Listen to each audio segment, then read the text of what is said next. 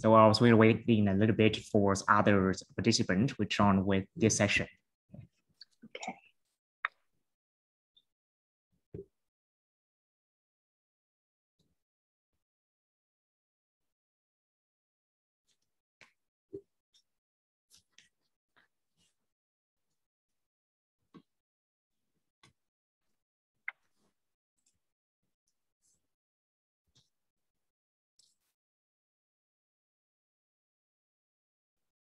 In the meantime, I'm going to share my screen first. Okay.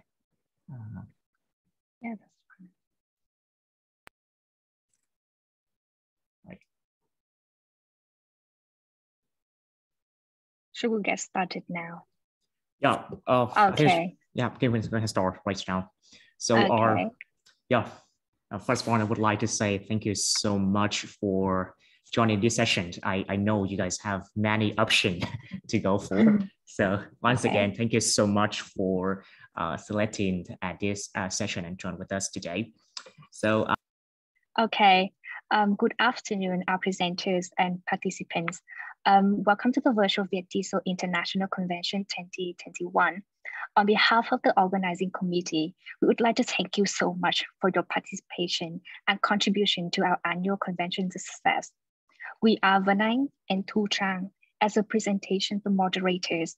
We are delighted to see all of you in the light of virtual presence today, especially in this parallel live oral workshop. And we do hope that all of you will be able to have some valuable knowledge and experience as takeaways following the talk. Before the presentations, there are a few considerations. In case you have any questions or concerns about the presentation, please feel free to leave them in the chat box so that we can gather the questions for easy response in the 5 or 10-minute Q&A session. And today, we gladly welcome Mr. Đỗ Văn Nhẫn in this 150-minute parallel live oral workshop, which is the entire simple ways to gamify our online live lessons. Please welcome Mr. Đỗ Văn Nhẫn.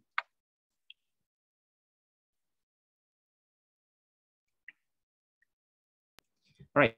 Thank you, Van, so much for introducing me. And once again, thank you guys for spending your Friday afternoon to join with me for this session.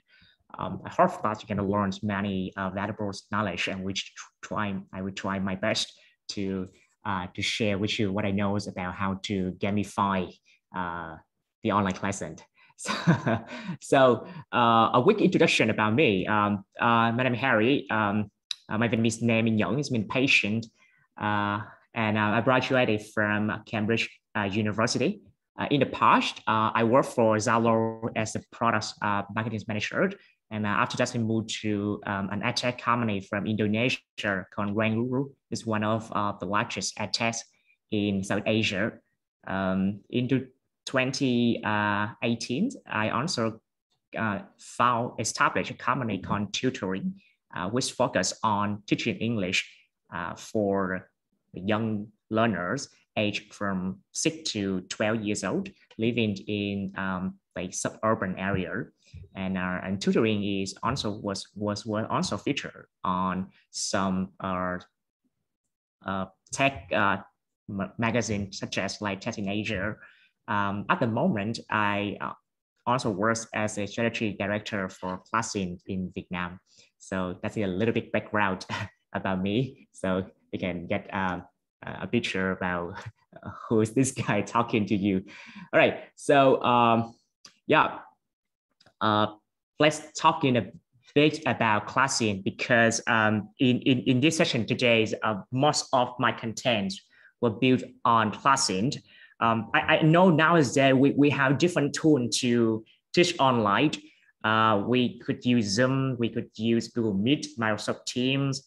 Many teachers, we can use Google Classroom, or if your university or your school have their own learning management system, such as like Canvas or Moodle or Blackboard. We have so many tools, different tools to teach online nowadays, and then ClassIn is one of them.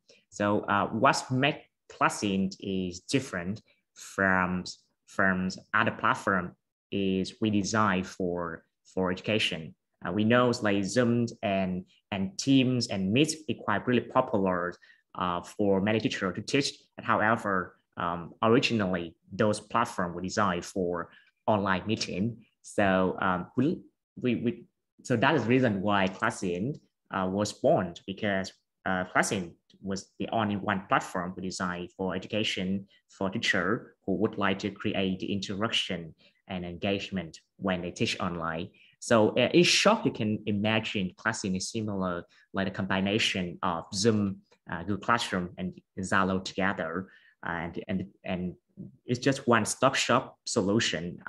You don't need to like switch between multiple software or tools to teach online. Now you can have one place, only one platform to do that for you. So that is a quick overview over ClassIn, and because as the names of the tool, we know a class is not a meeting. Therefore, we design based on the basic principle is how to make the online classroom just like the offline classroom. So 90% what you can do in the offline classroom, you can do on ClassIn. So that is the basic value proposition that ClassIn can offer to our teacher, the student and educator.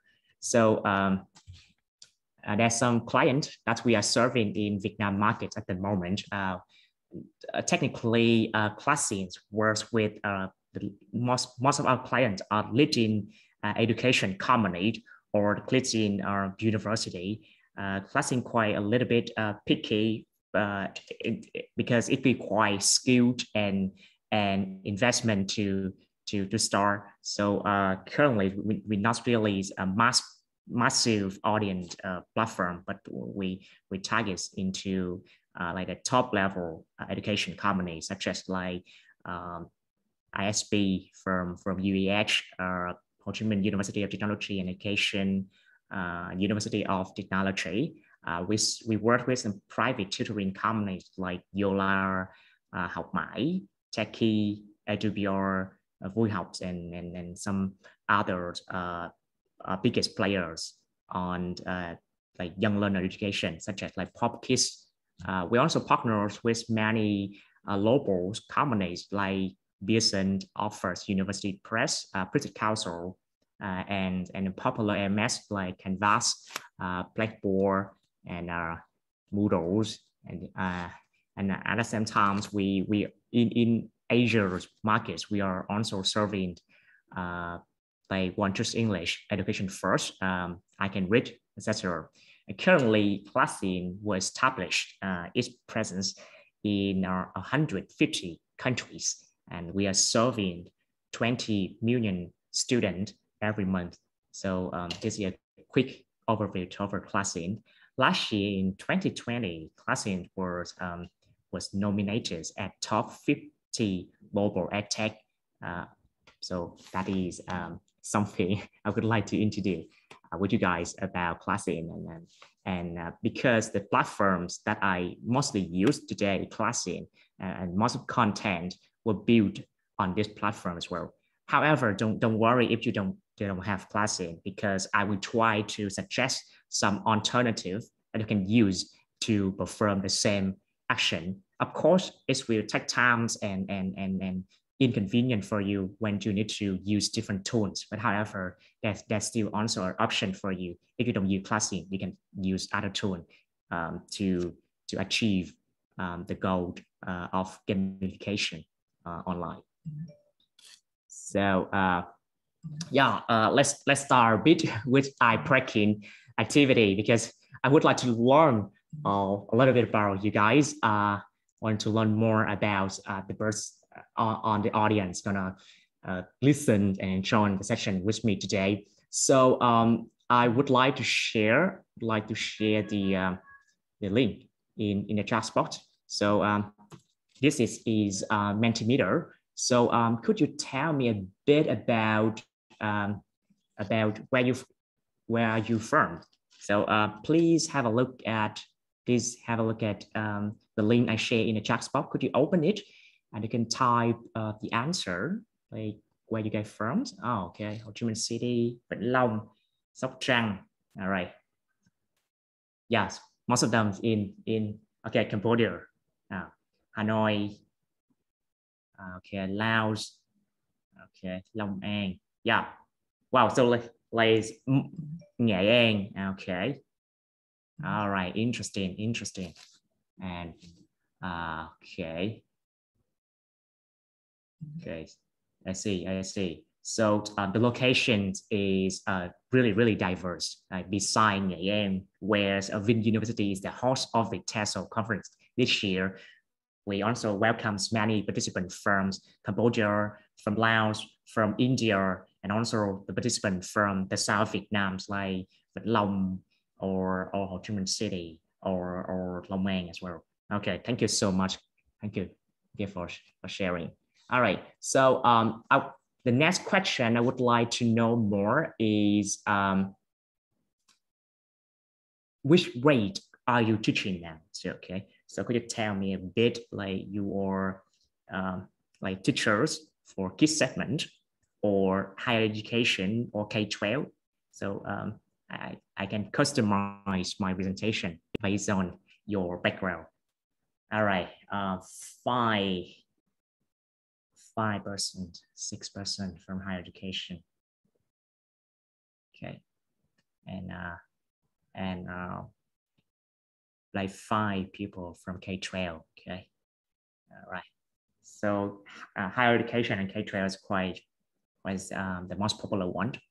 For others, if you can click on the Mentimeter link that I share on the chat box, okay, you can vote, and so that I can know, okay, the background, and I share the relevant information with you. Okay, so I think that's on for the people who joined Mentimeter. Okay. All right, thank you QT for your sharing about ClassIn. All right, some teacher may teach more than one group. Okay, all right. Okay, nice. All right, thank you for your input. So I understand a little bit about the background of our audience.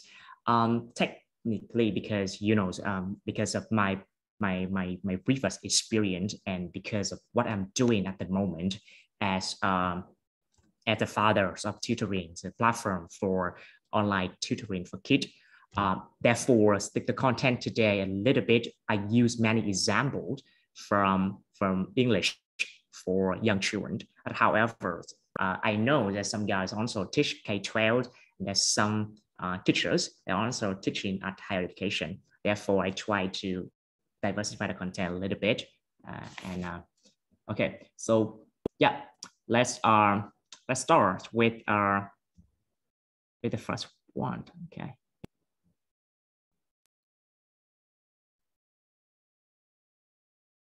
All right. So yeah, we start because it's quite academic workshop. So we start with a framework, a theory frameworks.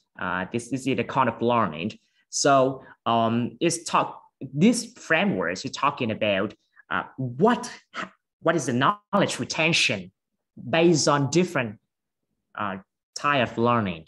So if we from the pyramid right here, you can see if we teach the students based on something like e-learning models or mobile learning. So the activity that most of the students do gonna be reading, right? And the problem, so after 2 weeks, our students more likely to forget what they read, and they only just pretend maybe 10% of what they read. So how we can increase the knowledge retention, and how we can make the class is fun and engaging. So we can move down to the bottom of the pyramid, and we can see if we include instructor-led training. It means we have live person to join the session. the student more likely to remember 30% of what they see, all right? And if we make the content is more like visual, like they can watch animation, they can watch a movie, they can watch in a demonstration, they can see it done in location. So they're more likely to remember 50% of what they see or hear.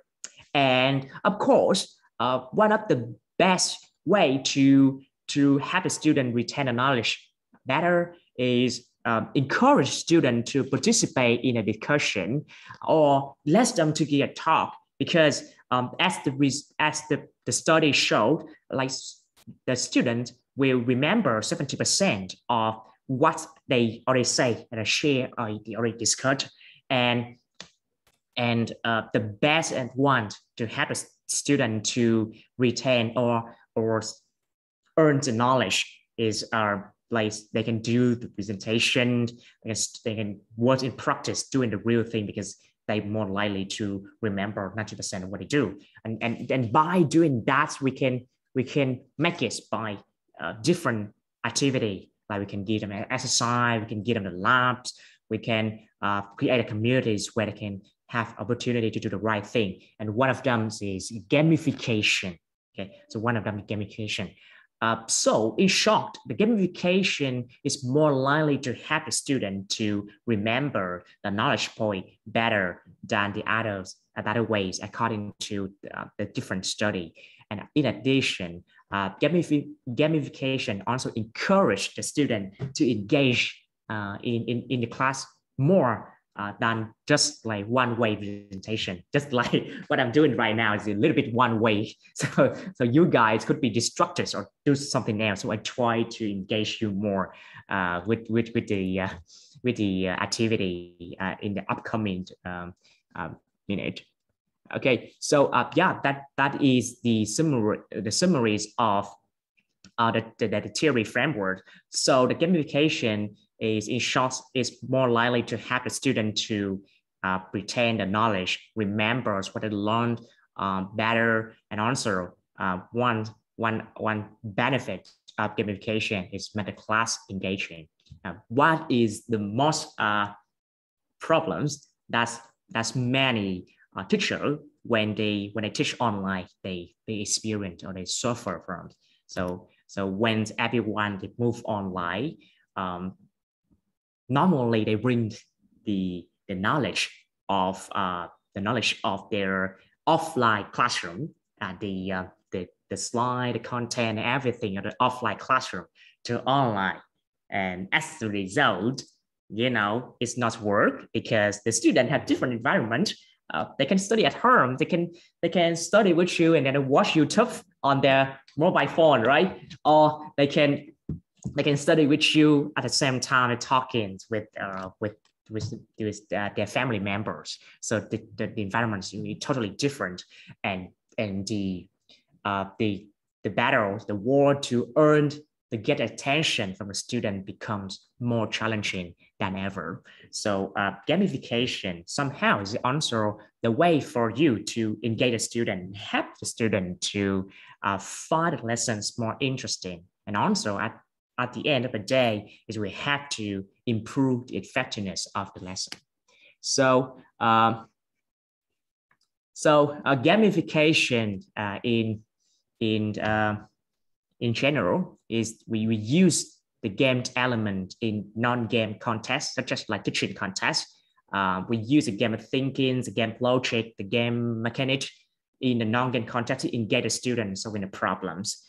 And we can, with gamification, it can help to motivate and engage the pupils to achieve their goals. So that is the definition of gamification. So we make the lesson, the content, just like the games, in order to encourage and motivate the student to engage more, and also they can retain the knowledge better. So there's different case study showing how gamification works, and one of the most popular one is Duolingo. So Duolingo is the unicorn this Duolingo is the unicorn in ed tech industry. The unicorn is a company which its valuation is more than $1 billion.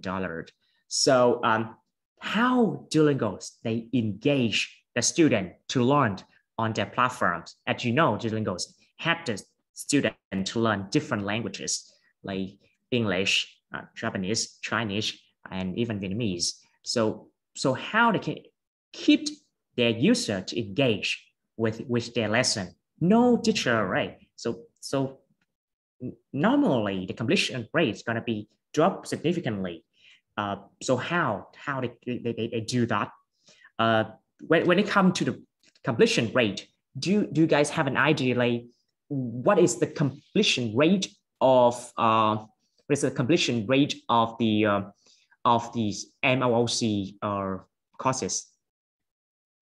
A second, do you guys have an idea what is the completion rate of MOOC courses, such as like Coursera, Udemy, etc. So you can share your thought in the chat box so I can see what do you think.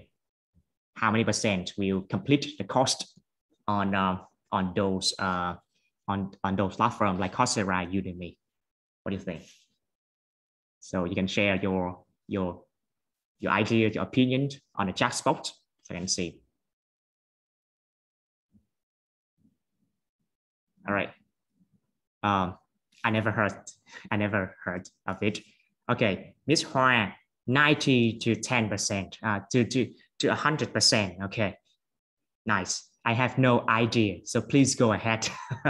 Okay, Kala Bonar Naslar, 50%. Okay, and AV Châu Thành, 80%. Okay, nice. All right. Okay, so you know, with no teacher, no live session, just posting the video, just post videos, okay, and then the student will learn by themselves.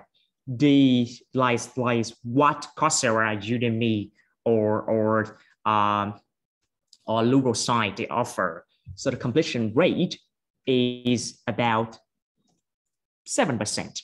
Yep, it's pretty low compared to 80 or 90% that you think, because normally the course can have about like 40 to 50 videos, and a student they can watch first one or two videos. After that they quit the course, they didn't continue their learning anymore.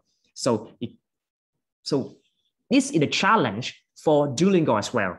This is also a challenge for Duolingo because they don't offer the live tutoring, right? They don't have any real live teacher. So how they can help the student stay with their platforms, how they can encourage the student keep learning, how they can maintain the motivation, the morals of the students. So they use like the thing we call gamification. So every time when you complete a lesson, you will get an XP.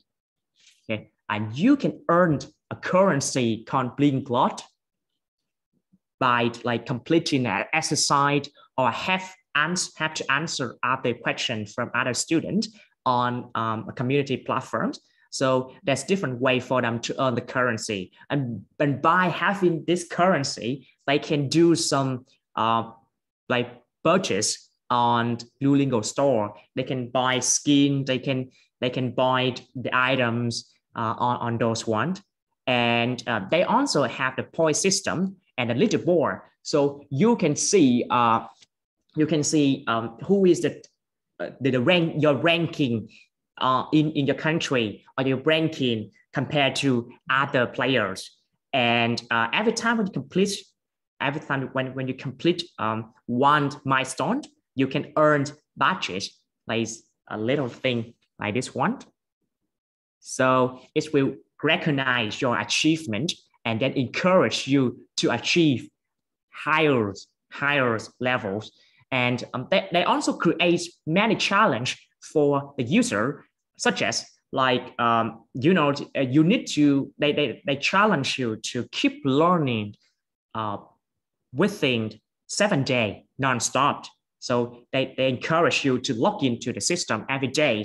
Otherwise, they will just remove or delete on your previous achievement, for example, like that. So they can create different type of gaming activity to encourage the user to keep using their platform. Why? Because when you complete one activity, you get a reward, and it stimulates the motivation, and it stimulates the competitive spirit. Why? Because I know there's one guy living in another country. His level is level 5. I would like to outperform this level. I would like to be like in higher level than him. So I try. So it's a good way to motivate the student to learn. And every time when the student they achieve a specific milestone, they celebrate it. They give the trophy, they give them a trumpet, they give them the badge, give them the score system, and that's the ways how Duolingo maintain the retention rate on their platforms and keep the student to stick with this platform for longer times compared to other platform. So based on that, you can understand a little bit about the gamification mechanic, right? So you turned the content, the digital content into a games, and you have a reward system to encourage the student to complete activity and earn the reward, and how you can recognize achievement of the student. That's something that you can have a roughly idea about gamification. So that is the case study. Now we're going to deep dive. Now we can deep dive into how we can gamify our online classroom on ClassIn or different platforms. So in order to do that, there's 3 main principles that I need you guys to understand. The first one is student-centric mindset. Okay, so why it's important? Because like normally if we use the traditional way of teaching, just like me doing at the moment when I share and you can listen, right? You're likely to distracted really fast. Maybe your attention will lose after 10 or 15 minutes. So how to engage, interact with the student, how to build the content based on the student is one of the things that you need to keep in your mind, and let the student be in the active participant in your classroom. It's not just the listener, not just the audience, but they also the one who involved in a lesson, help you to build a lesson and participate in the lesson with you. So the student-centric is the first thing. We know it's really comfortable when you talk because you have a lot of knowledge, you have a lot of things you do research a lot, so you have a lot of things to share. But unfortunately, your student is not like that. So they can easily to get bored, and especially when the environment is also different. So the distraction is also distraction level is also increased. Therefore, the first one you need to bear in your mind, okay, how I can involve my student into my lesson. In other words, how to have, you should have the student-centric mindset. So not just like one way to deliver the lesson, but thinking about how I can involve my student in my lesson. So you can have different type activity to involve a student, like you create a different games or questions to let the student to answer it is also a thing. The second one is you need to create a safe and democratic environment. It's how to, it's how to be let the student feel free to share their opinion, and let the student to feel free and feel safe to raise the idea. They don't feel feel stupid when they ask something that they did not know. So soft and democratic environment is also the thing that you need to have in order to, before you're thinking about gamify the online classroom. And plus one is practice, like not just listen, but need to do, like, because according to previous frameworks we have, the student is more likely to remember what they learned by doing things, by doing the practical thing. So that is three main principles before we would start to design the gamification for your classroom.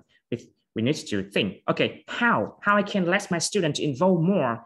I don't want to talk for 2 hours and then I quit the class. I will die soon, right? If I talk too much like that.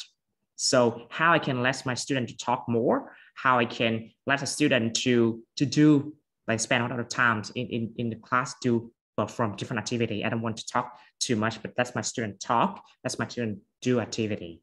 And how, in order to do that, how let them to feel comfortable, feel free to share, to do. I don't let them to feel insecure or feel stupid when they asking some question that they don't know. So that is also a bruise for critical success factors that you need to consider if you want to gamify the last room successful. And the last one is it should be relating to, like, the balance between theory and practical skill set.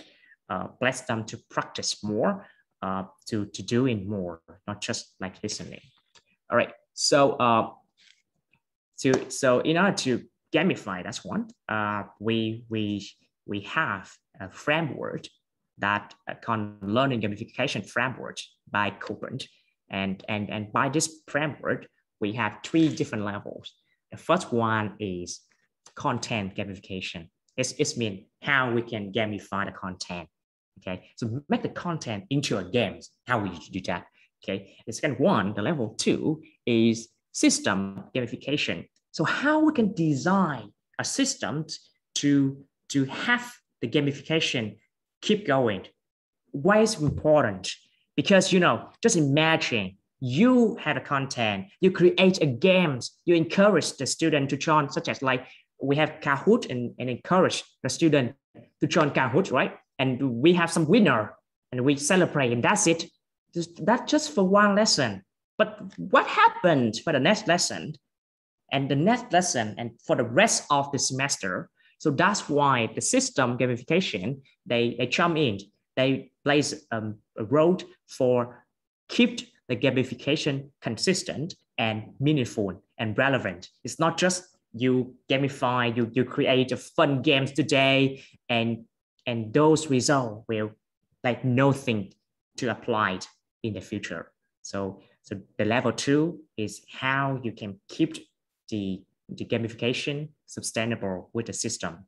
And the level 3 is, okay, how to measure your learning gamification method. So we designed different activity, we designed different games for our class. We maintain it, we keep doing that. But, the final outcome is whether my student achieve the learning outcome that I want them to achieve. So the level 3 is thinking about the measurement, the bright measurement, your teaching activity. Like, for example, we teach English, we're talking about whether my student improve their vocabulary, whether my student they improve the pronunciation, whether my student improve their speaking, their writing skill, and if they improve, so how do I know it? So that is 3 things, that 3 levels that Copeland they suggest on how to gamify the the learning activity. So in this session, I'm gonna focus more on level 1 and level 2. Okay, so let's go with level 1 first. Let's go with level 1 first. All right, so for examples right here, I have two content right here. The two words right here, socks and clubs. All right, so how I can make these knowledge interesting to my student? Okay, if I just told my student, hey, this one's pronounced socks, class repeat after me, socks, for example, like that, and then move on. So this is one way, but how we can make it funnier and more engaging? Okay, so that is a question for you. So I'm gonna share with you one slide, Padlet. So you can open the link that I share. Okay, you can open the link that I share in chat box.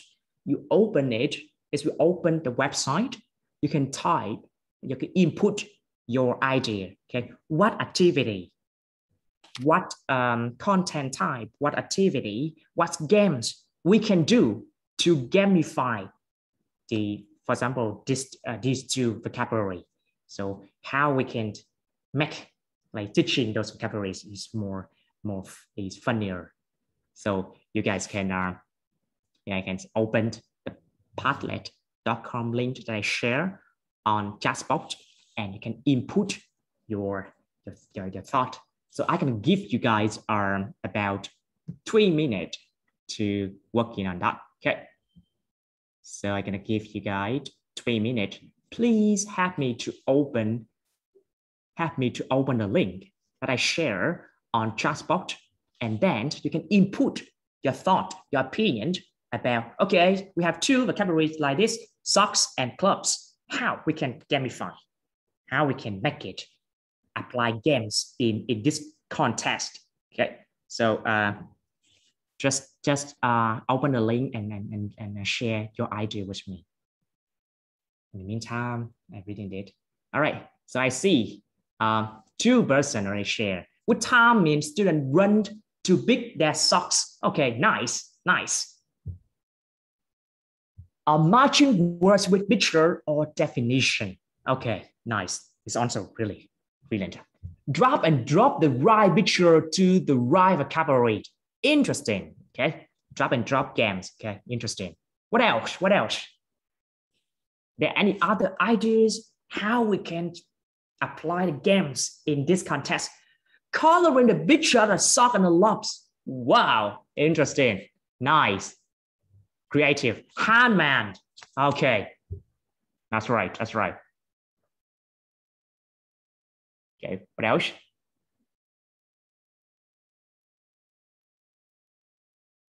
Okay, so we have 1 minute and 30 seconds left. You guys just feel free to share your thought. Okay. We have drag and drops right here. We have time means, we have matching, we have handman, we have coloring. What else you can do to create the activity for this vocabulary? Okay, one more. All right. Rearrange the letter to make the words. Okay. Make some 2 lines of poems on each and then drop and drop. Matching words with pictures on with easy and ranking them. Okay.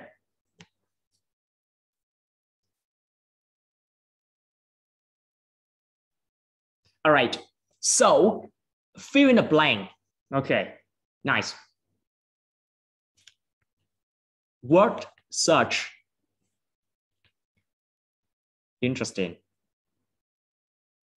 Okay, I think we have many interesting ideas for this one.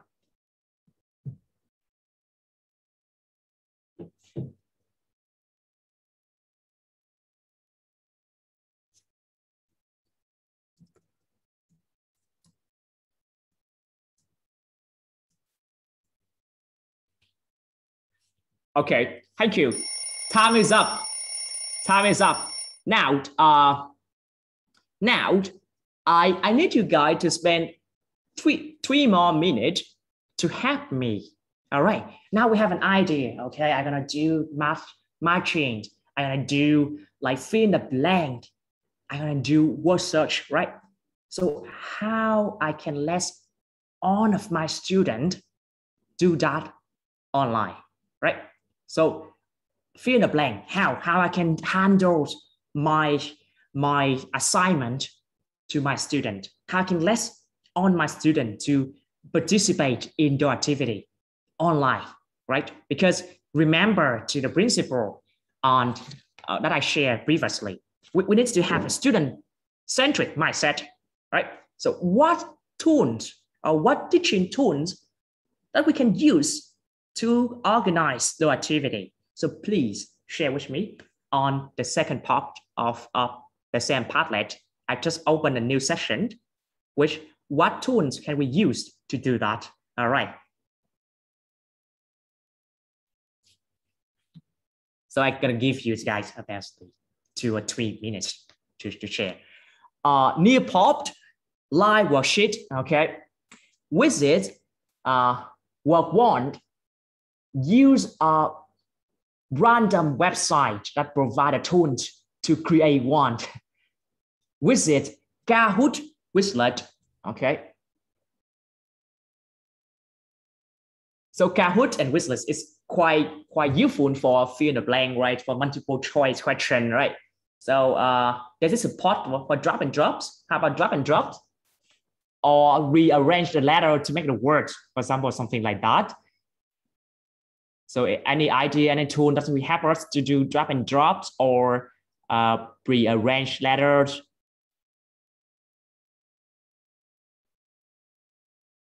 Okay, worksheet, PDF, and let student color it. Okay. Interesting. But how for worksheet and PDF, how can we get the submission like that? They will send a submission in chat box or what? So the teacher who ties worksheet, PDF, and let student color it could give more like elaborate more about it. Like I am not sure about the ways how we can get the submission from the student. Jamboard, okay, Jamboard, yeah, brilliant. I send a worksheet and ask student to share the screen. Oh, okay, nice, cool. All right. So yeah, I think I got quite many answers from you guys. We have different ideas. We have different tones to do it. Okay. So now that's my turn to share something that we could do. Okay. Yeah, you totally right. You totally right. With one word, with those words right here, we can create different games in order to teaching the content. The first one that I could do is you can use Kahoot, right? You can use Kahoot.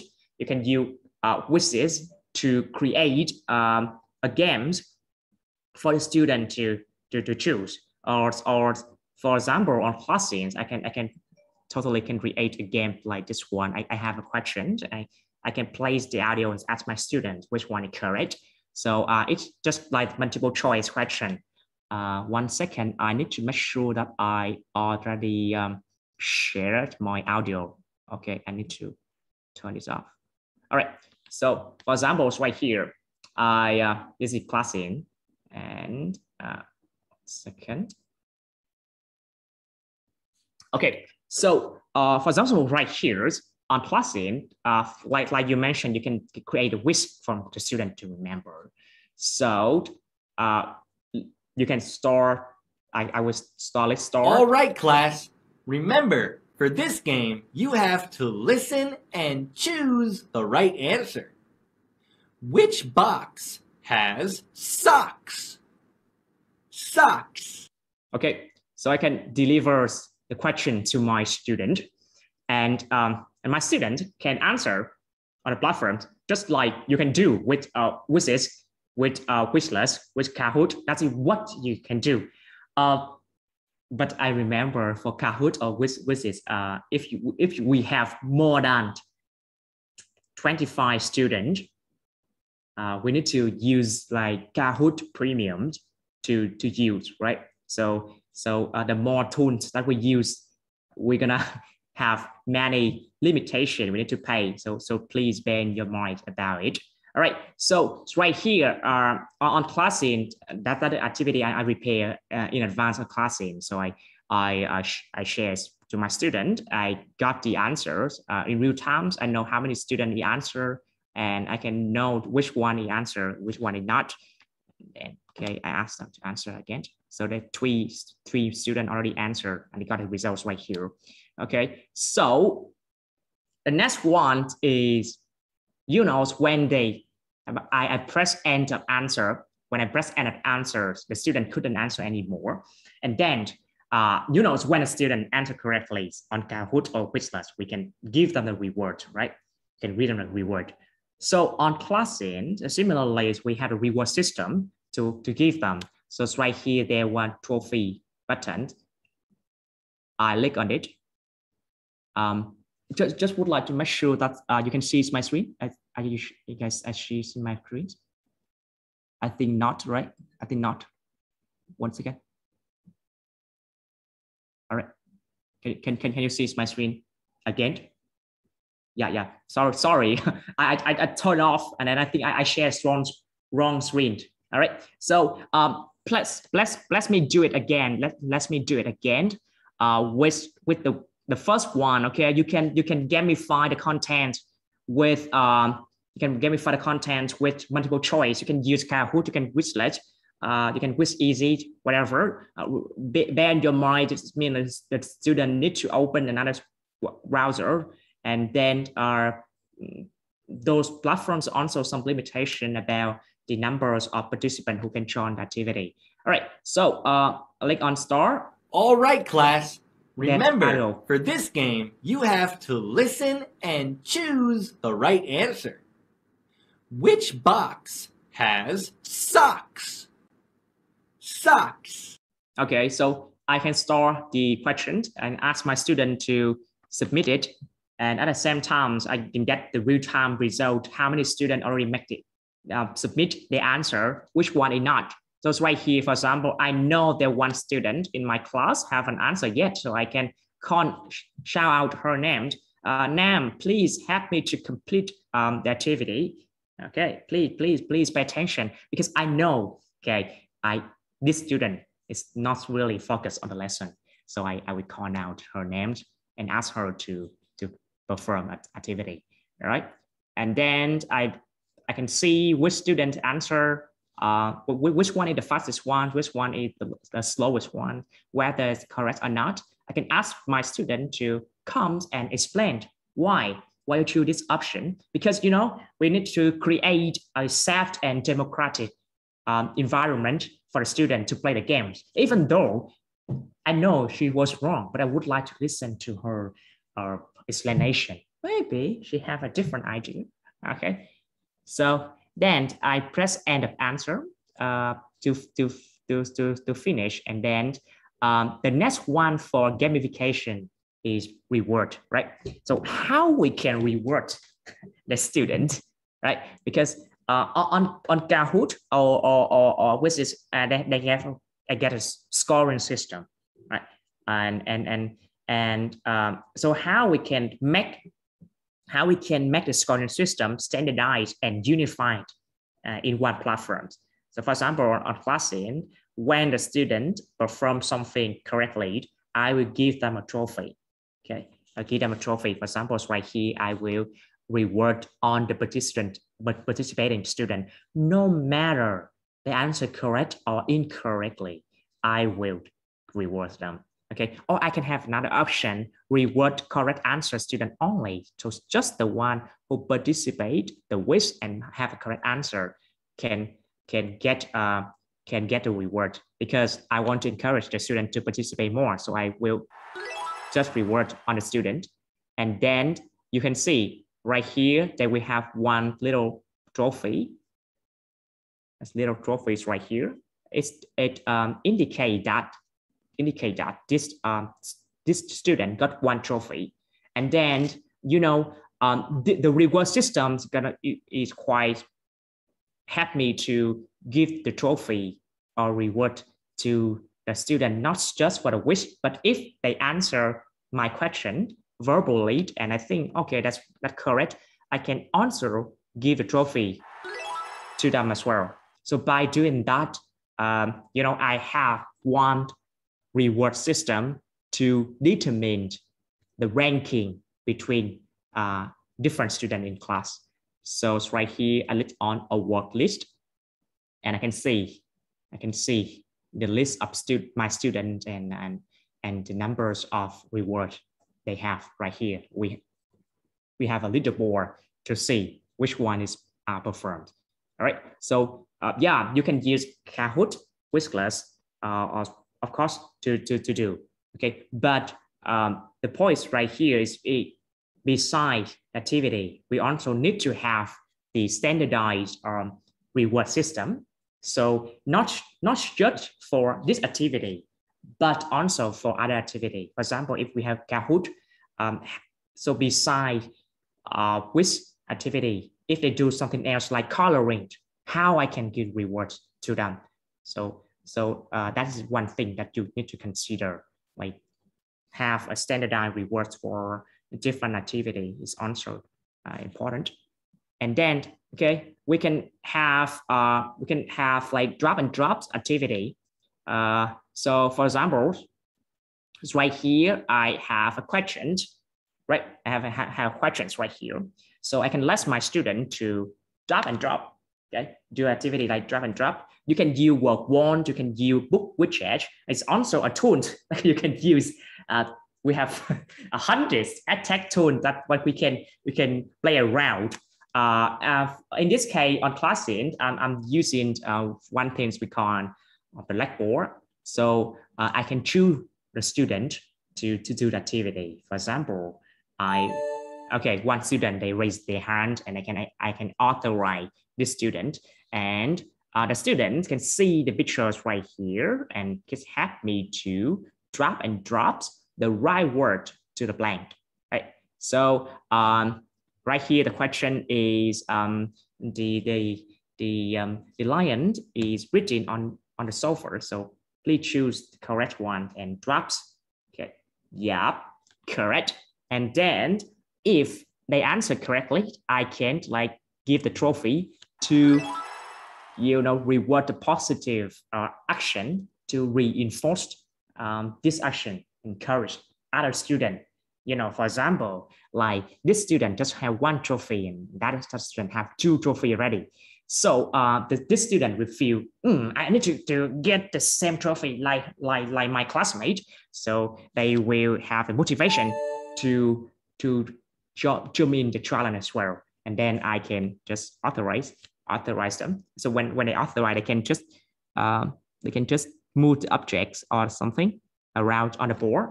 So it just this one is actually the blackboard where the student and teacher, a different student in the class and teacher can collaborate together. You can use, if you don't have ClassIn, you can use something like whiteboard from MS Team. You can use Miro. This is a standalone whiteboard. You can use Lucid Chart, for example. So you can use Google Jamboard. It's also a thing that we can use to create the activity.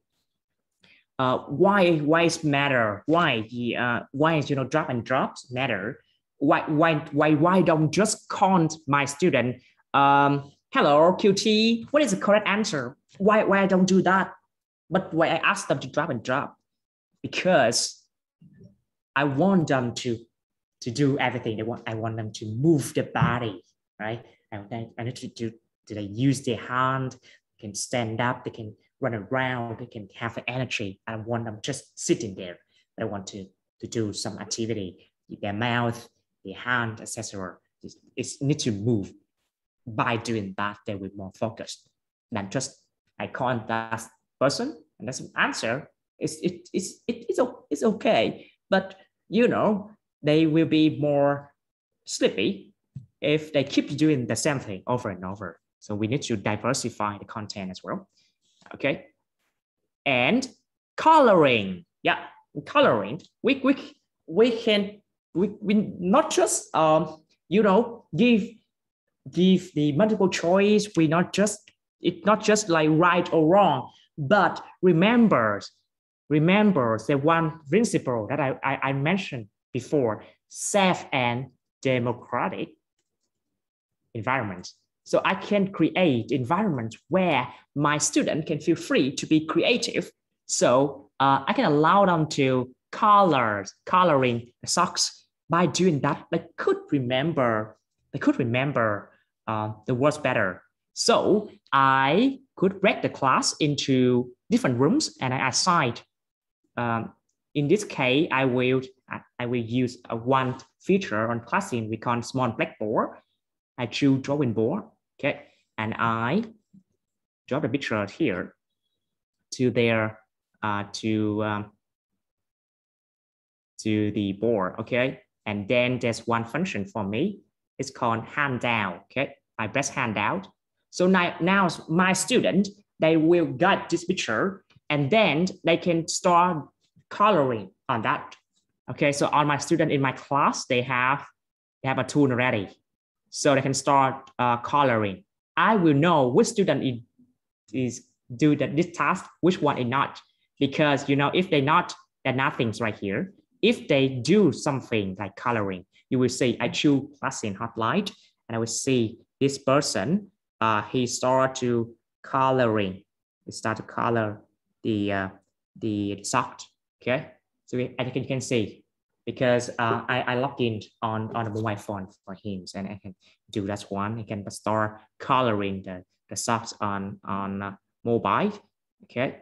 Yes, in the meantime, I can check whether other student complete the task or not. If not, even for example, like QT, she also start to be creative. She coloring different thing of the socks, and I know this student, my student Nam, she wasn't there, right? So I will call her names. I bring her to Blackboard. I ask her, okay, hey, do you need any support or something? Like I can help you. So it's also the way that we know which student needs your help, and you can offer support to those person. Okay, so that's another activity like coloring. We don't just speak English, but we can incorporate some like music or art into our lesson in order to make the student to have something to do. It's not just sitting and listening, but need to like move their hand and give the energy for the online classroom. Okay, don't limit yourself to traditional style, but you can be creative. And this is also an activity that we can do to help the student to remember the words better by coloring. Okay, so I can see the submission of my student. I can give them the score or my reviewed. I can show the word of my student to the whole class. So that is also a thing that we could do. Yeah. So but this one again, you can use the tool that I mentioned, like MS whiteboard or Jamboard to achieve it. If you don't use ClassIn, you can use some other whiteboard solution to do that one. Okay. And hey class, for this next. Okay, this one and we can make the games is more interactive. For example, we choose a random student on the class. We choose a random student on the class, and we choose a random student. Okay, I have QTs right here, and then I will play. I will press on the PowerPoint slide. This is just PowerPoint slide. I prepared animation in advance. I click on that. I want you to look and say what you see. You can do it. First one up. Get ready. What's okay? So I can do like make the slides more interactive. It's more like okay, as more like it's not just a show or slide to ask the student what is it, but also like got some animation to make the slides more interactive, and also encourage the curiosity of my student, and then feel like they need to wait, they need to do something to see the result. So that's also an examples that I could do, or I can make it into a game like this one. It's called What the Mode. What a mode. Đặt chủ. Okay. So in this game, actually, I will create on PowerPoint. It's not like something hard to do, not like any software you can make it on PowerPoint. And then you can let the student interact with the PowerPoint slide. So for example, when they click start. First is the monster game, guys. Remember to listen and choose the right answers to get rid of those pesky monsters. I know you can do it. First one is glasses. Okay, so they need to choose classes fast, otherwise it will disappear. Otherwise the content will be disappear. So it's answers examples of the gaming activity that you can incorporate the vocabulary into the games. So in these activities, they need to improve their listening skill, and at the same time they need to be fast, because if they react slowly, the picture will disappear, and then they couldn't click on that. So again, these games were created 100% on PowerPoint. However, because ClassIn support interaction between the student and PowerPoint slide, if you use Zoom or Google Meet, you share screen, maybe they couldn't do that. So I suggest for this activity, let me think, we can use some other tools such as like H5P. H5P is open source platforms where you can create many games for free. So such as like I give you one games right here. I will share in chat box. Okay, I will share in chat box. One second. I'll share in chat box. Okay. Please check chat box. Will you see the link that I share with you? All right. Please check on that and open it. So there is a games. There's a games we call like memory games, right? So which require the student to this game. Listen. Let's me move. Okay, this one memory games. It's required a student to like memorize the word and matching the word together. So this one were created on H5P, is an open source platform. So I will share my screen. I think I will share my screen. It's right here. You can see it. If the one who haven't opened it, you can still see it. Okay, I think this one. Okay, this one. And you can see it's right here. It is a memory game. So I already teach knowledge, and it's just the words.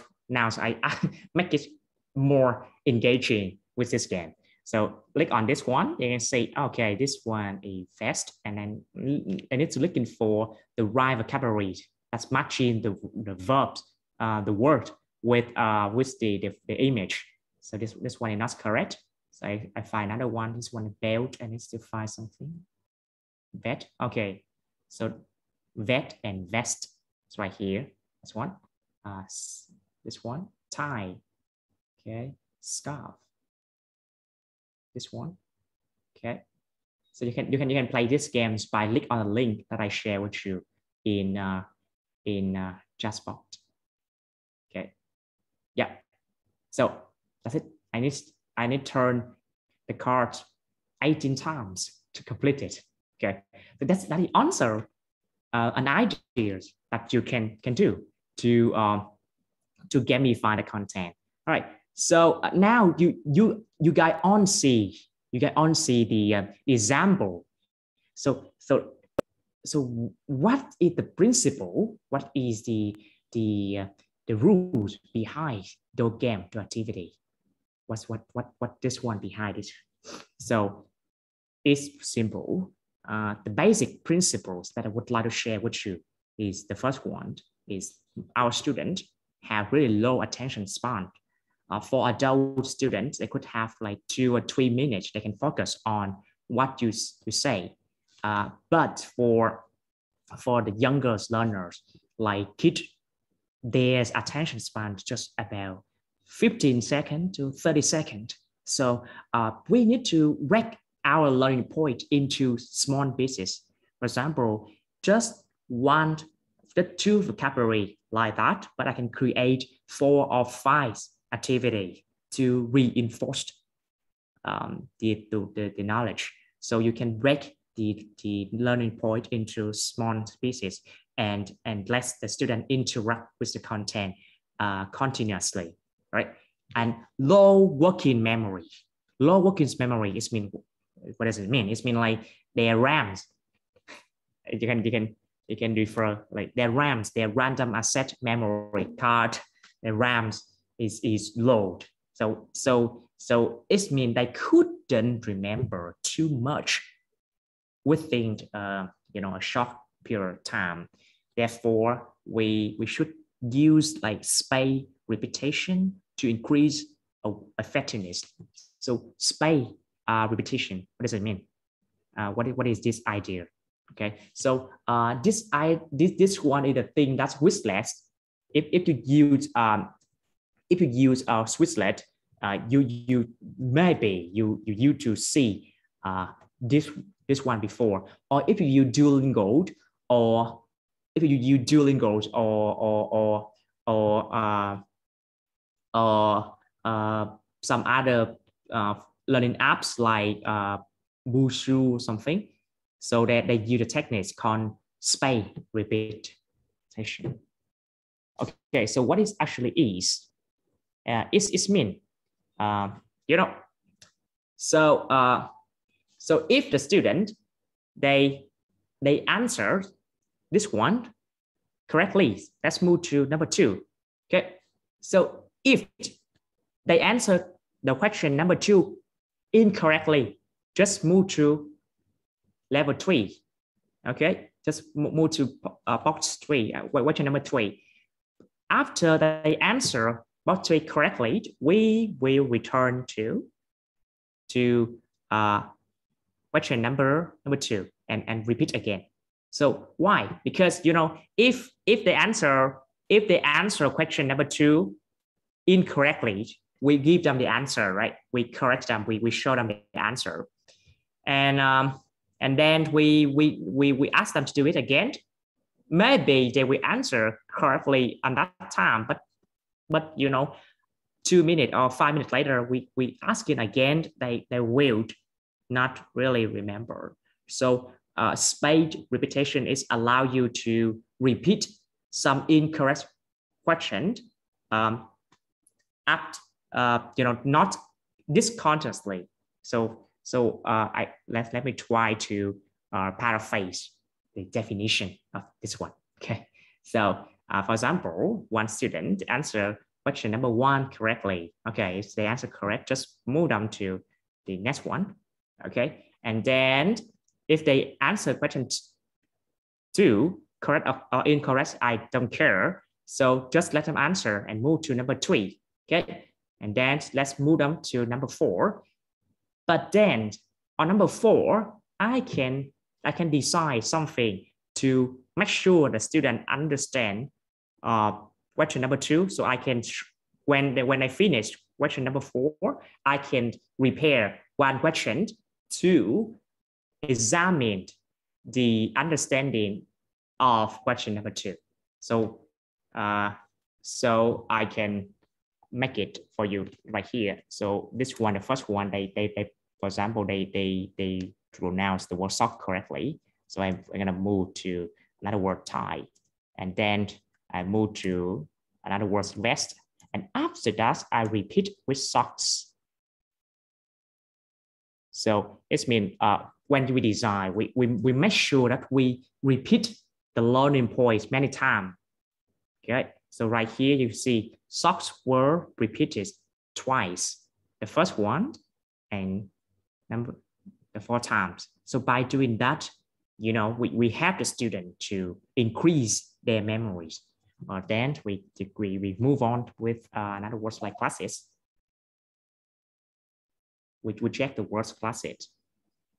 It's right here. Okay. And then we revisit tie, and then we move with another words like shoes, and then we revisit. We have a question to test whether the student to remember the word vest. Okay, you will see we will have a space, right? We will have a space to the distance between 2 questions. So this way it's going to help the student to improve their working memory, like they remember the words better. Okay, so that's also the second rule that we can apply when we design the games. We diversify different questions to test the same knowledge. Okay, we can have like for the first one, for the first words, socks, I can have a multiple choice question, and then for the second time, when I want to test the vocabulary sock again, I can let them to do like drag and drop.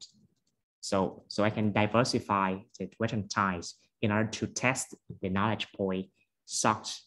But I don't want to keep socked to the word sock together. Like I don't want to create multiple choice for socks, and then after that I do drag and drops immediately. I want to give them a space by showing other words, and after that I can design one question to test this word. So it's more effective than you do it continuously. Okay, and yeah, the last one, the student quite easy to get bored. So let's diversify the question types. So make it fun and engaging. So that is 3 basic principles that I would like to share with you guys about how we can design the games for non-gaming contests. Like these are the games for education contests. Okay, breaking the learning point into small pieces. Okay, we don't try to teach too much, but we should break it into a small piece. If the lesson have 25 minutes long, so we need to repair about like 20 to like 15 to 20 activity. Okay, so you break your lesson into different activity, smaller activity. Yeah, and keep it short. Okay, the second one is because the student have low working memory, so we can use like space repetition to increase the memory effectiveness. And number 3, the student can easily get bored, so we need to diversify the question types in order to make them more interesting. It's not just it could be exciting when you play with easy for the first time, but then if you play it every lesson, the student can get bored, right? So how we can diversify the question is also a key thing that you need to consider when you design the games for your lesson as well. Okay, so you can do that with different tools. So right here you can use the PowerPoint, very simple tool and a popular tool to create the games for your lesson. On PowerPoint, I think you can start with animation. Let's start with animation. For example, if click into this picture, what audio will play, or you can click on this picture, something will show. So you can use animation to make your slides more interactive. On ClassIn, because you know, ClassIn, they support the slide and then allow the student to interact with the slide. So this one is quite easy for the teacher to create games on ClassIn, because you just do it on the PowerPoint slide and then the student can interact with the slide if they are authorized by the teacher.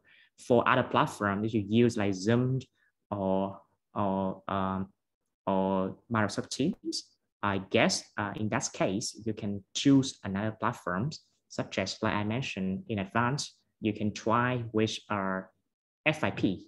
Okay, so please visit fyp.com. You can learn about this one. It's free. It's also free. Or you can, I know you have many options. You can choose like ClassPoint. It's also a thing that I guess that you can go for if you don't have ClassIn. So ClassPoint is also a tool that you can use. But of course, you know, the more tools you have to use, that your student need to like jingles between different platforms, and this could lead to you the confusion and time consuming. So okay, and then and next one is this one is the multiple choice question that I used to share in advance, but I can make it you know, you can make it more interesting by telling a story besides the games. Okay, we have knowledge, right? Knowledge we want to gamify, so we design activity,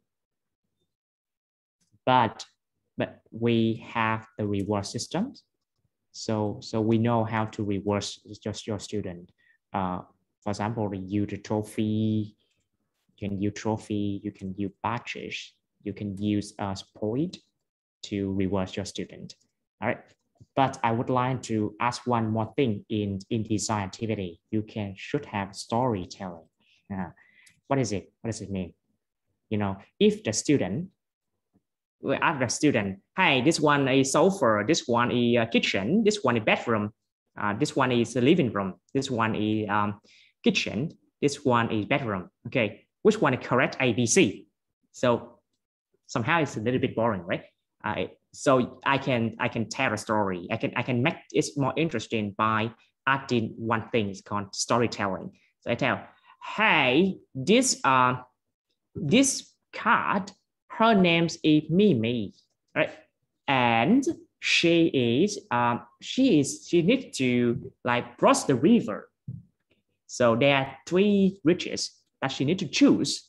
Please help me to cross the river safely by choose correct bridge, for example, like that. So it's not just about like answering correct question, but it's about there's a mission, there's a vision. Oh, okay, I'm a hero. I will try to have this little cat to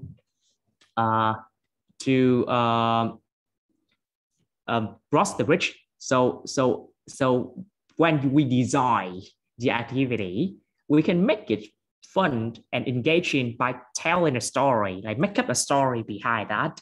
So that is the thing that I would like to share with you about, like gamify the content. We not just design activity. Okay, this one gonna use how to say multiple choice question and to test the student, but we at the same time we can develop the story behind this activity to give the student the motivation to complete it. You answer correctly, you have the little cat to cross the bridge, and you are a hero. So everyone would like to be a hero, right? So that is something that you can add to your lesson, your online lesson, to make it more engaging. Okay. And similar, this one is just drop and drops activities. So I already shared with you already. Okay. Kahoot is something that we can do as well. Okay. And yeah, engaging. So encourage the B2B collaboration is also a thing I really like when I gamify my classroom. So normally I encourage the competition between classmates. So I will rank it into different rooms, and I assign to different groups, and I ask them to complete one mission, one task but they need to collaborate with each other in order to win the games. So I prepare the content already, so I just open it. It's right here. Please wait for me. I open the content.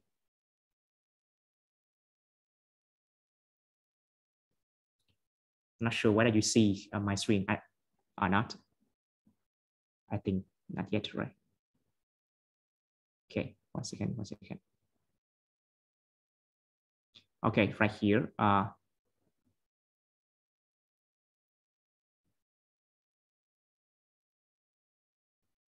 Okay, so right here we have a series of activities right here. There's different kind of questions. We need the student to arrange the question into the correct orders. So we have 3 different questions right here. So I can rank my class into 2 groups, right? And then, okay, I ask them to compete with each other. Okay, I press start. So when I press start, all the students were redirect to different breakout rooms. And as you can see, it's right here on my screen. There is a group discussion. There's a group discussion. So this is the screenshot of their breakout rooms. So I can see what they're doing from the main classroom, and then I can instruct my student. To perform activity like drop and drops. So they need to collaborate with each other in different rooms in order to complete it. I give a time frame for them, such as like 1 minute or 30 seconds. So they need to collaborate with each other. They need to make it quick and fast. Otherwise, they don't have enough time, for example. And I can join different rooms if I want. For example, I join this room. I see the content. The content are already assigned to them on the system. Yeah. So they can start to work on this one. Okay. Yeah. Can hand pictures on the wall to have the ding-dong to decorate their rooms. I can choose the right word to matching into to make the sentence. Yeah, something like that. Okay. So the record rooms is the interesting tool that I often use because we encourage the collaboration between the team members. So I normally, when you do the record rooms, you should prepare the words carefully first. Just like me, I prepare the content already, so that the student, when they was in the record rooms, they have something to do, and then.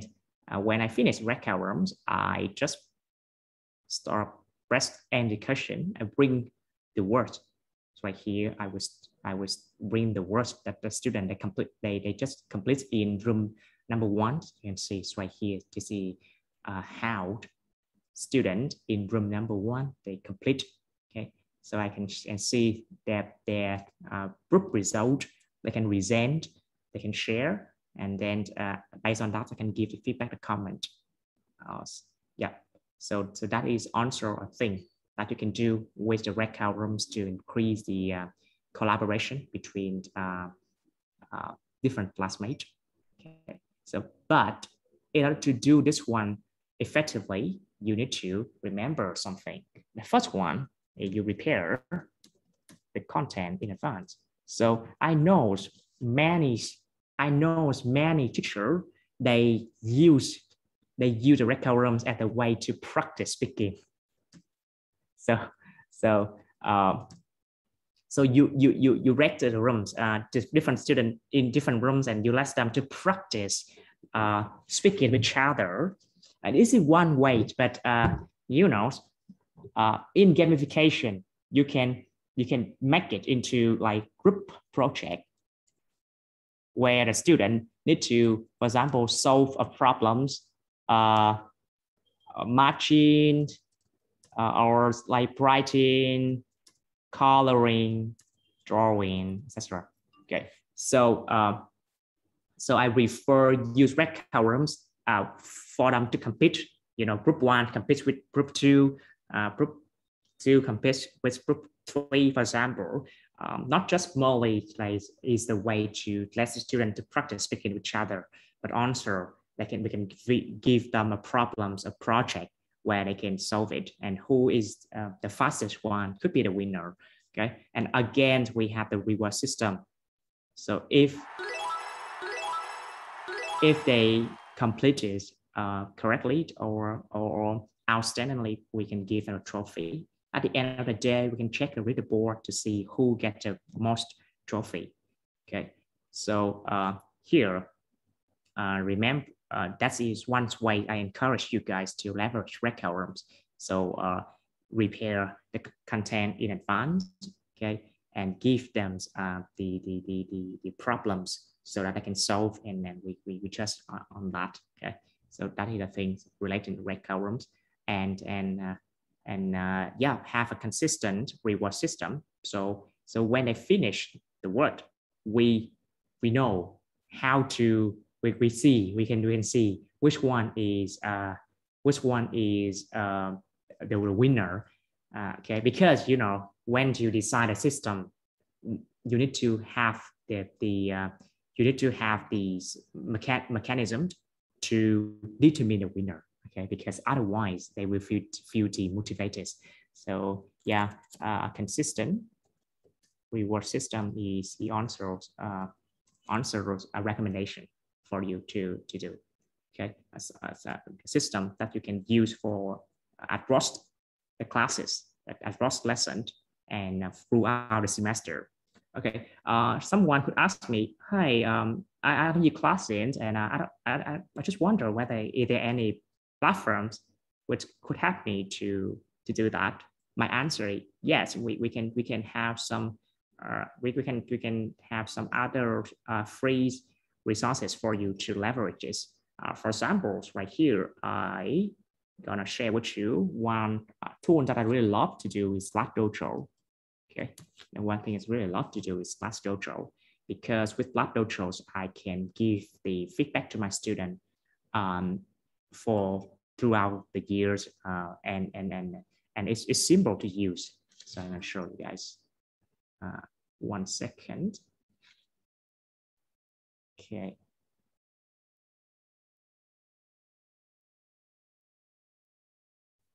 Second, I need to share my screen. Okay, it's right here.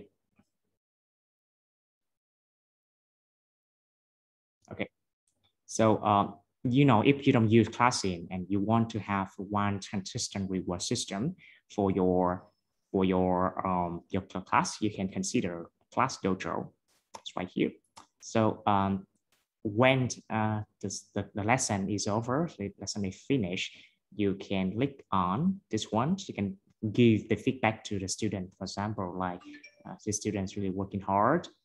You can give a feedback to the student like really participating.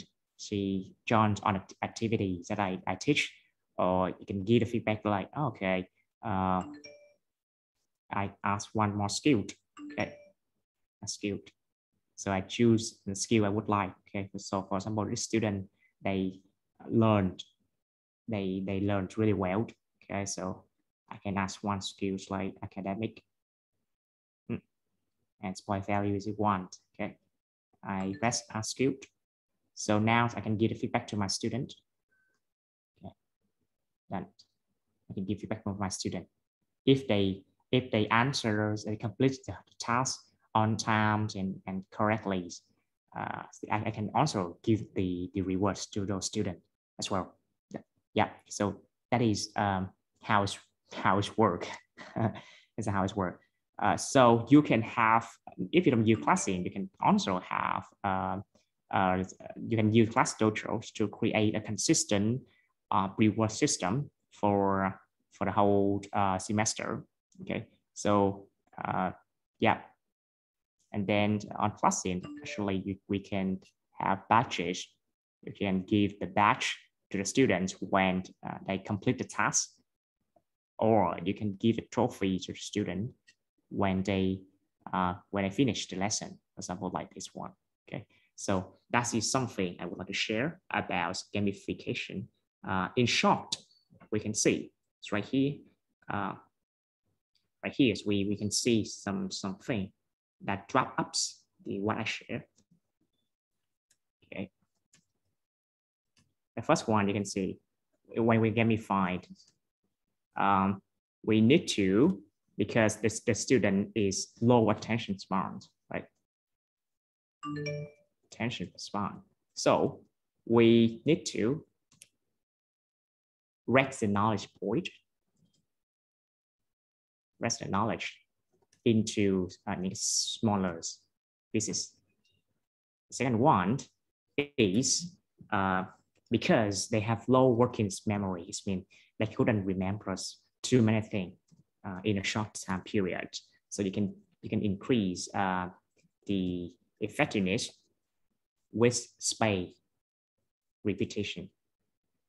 So it means when you design the games, you need to know to repeat and revisit the previous knowledge many times to increase the effectiveness of the games. Okay, because we don't just create the games to make it fun, but also need to be effective. So which are space repetition, like we diversify the questions, we revisit, remind the knowledge point many times, we have the student remember longer, and then easily get bored. Okay, we know, if we place the same games or the same platforms for many times, the student can get bored. So we need to diversify the question type. Okay, such as like, okay, not just multiple choice, not just quiz, but we can create like music or art, like coloring something. Okay, and drop and drops, and then to make something is more interesting, right? We can design.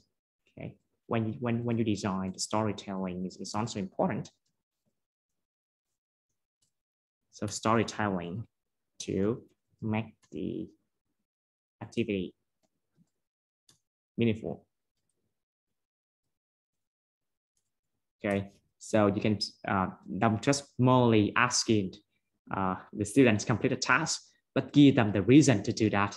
So for example, they have someone, they have some virtual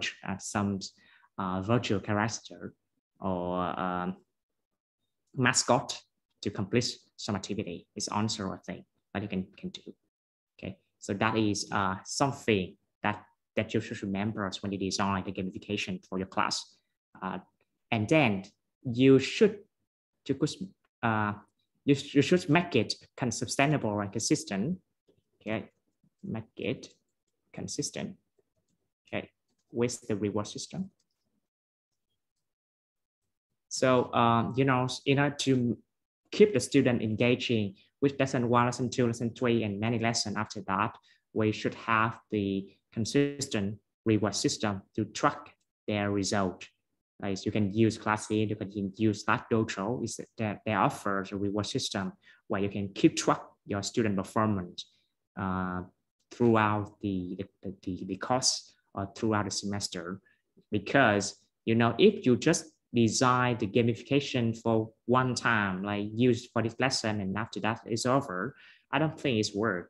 It's how to make it sustainable, how to make it happen continuously. So we need to have the proper reward system. And then normally on ClassIn, when we teach on tutoring, we offer like if they get 100 trophy, okay, I give them like toys such as a cars, toys. Okay.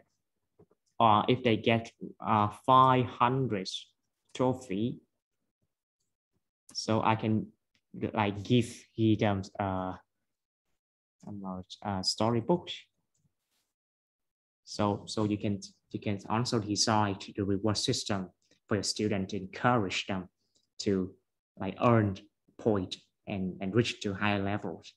Yeah, so that is something that I want to share with the class today. Okay, thank you for still staying with me after like 2 hours long. So now I think we can use like maybe 10 or 20 minutes for Q&A, and we can give me some question. Okay, thank you. So if you have any questions, we can have like about like 10 minutes for Q&A. So I'm happy to answer the question.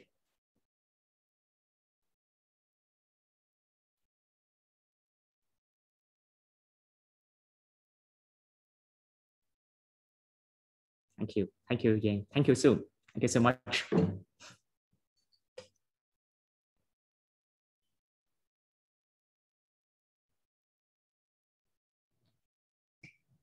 We would like to share our big thanks for your great presentation.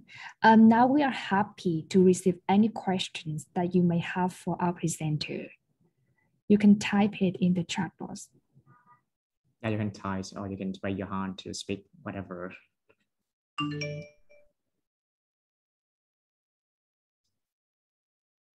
That's one thing I guess I really love at ClassIn is quite like all-in-one platforms. So when I prepare for this presentation, it's really struggle for me when I decide which platform I may use, because on Zoom, when I want to create interaction, I need to use a different platforms such as like Mentimeter, and then I use Kahoot and then we see before, but you know, for the cyber class is about like 100 participants. It's going to be hard for me to host the questions on Kahoot or Wizards, because if I do that, I need to pay like $36 to $80 in order to use like the premium version. So it's also maybe a challenge for many teachers to do that. And then when I need to like do the brainstorming, I need to use Padlet for brainstorming the answer, another tool. Why it's okay to have different tools to cater different activity, but however, it's going to be really challenge for a teacher to manage different tools in just one lesson. So for ClassIn, is the good thing for this platform is you can have only one platform that you can make the interactive lesson. And one more thing, I can create a games with PowerPoint only because I know it's like we get YouTube with PowerPoint, so it's gonna be easy for us to create a slide or activity on this one, and ClassIn support PowerPoint pretty well and make it really interactive. So that's the one thing that I like as well. Yeah. So you know, I think I never thought before, but now I can understand how painful when on the market there's too many tools for a teacher. But you know, from the student perspective, and especially for the young learners, I just want to give everything just in one platform. So it simplifies the teaching process, and as a teacher, I can focus on teaching rather than like repairing a lot of things like link and share with you. So right here, I see there's one question like, I don't know how to get the games. Thank you, question from Kim. Yeah, so for the games, I would like to suggest some platforms that you consider. You know, the first one I think is FAP.com. Why I prefer this platform? The first one is open source, so it should be free. The second one, you can feel free to create whatever you want. It provides different many games activities like matching, like image drag and drops, like puzzles, crosswords, and even they have speed assessment. So it quite really powerful platforms, and you can host different games on this. Let me show you. All right, thank you very much. I just received a question for you in the chat box. Is ClassIn free for teachers? And in the coloring activity, do the students need the second screen to launch the coloring? Okay, thank you for your question. For that part, actually not, because on ClassIn, the student no need to use any other platform, just use ClassIn only. For example, I have a drawing board right here. 1 second. I need to open. All right, class. Hey, class. I want you. This game. One more slide. Okay, it's right here. For example, I have these pictures. For example, I just opened one platform called Small Blackboard. It's right here. I don't know whether you can see small blackboards from my site. It's right here. Okay. So there's one platform on ClassIn we call like small blackboard. So when it just like you print the handout and you gave it to your student in offline class. So on ClassIn you can do that. So we choose a small drawing board right here. You page the picture into the small drawing board and you press hand down to give a student, so the student can get it. So no need to open any new window. So I would do it. I do it for you, and then I will share from student point of view how this what we see. Okay, 1 second.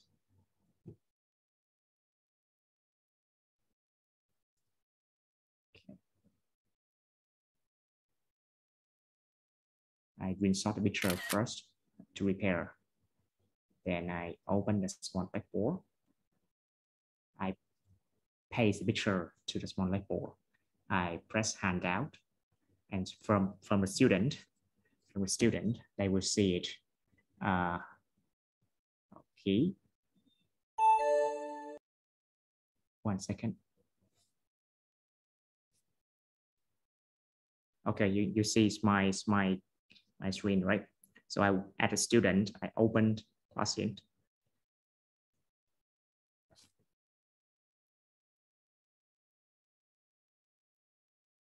Okay, and then it will synchronize the class content on these platforms, and then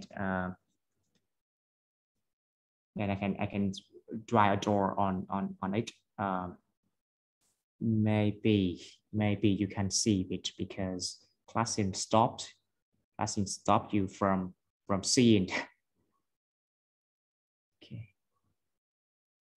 I think I will find a way. I try to share my screen one more time. Okay. Okay. Okay.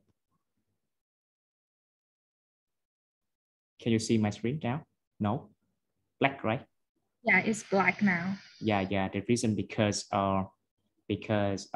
ClassIn they revamp the third party to recording their screen. That's why. But don't worry, I already taken a picture, so I will share again. Okay. 1 second.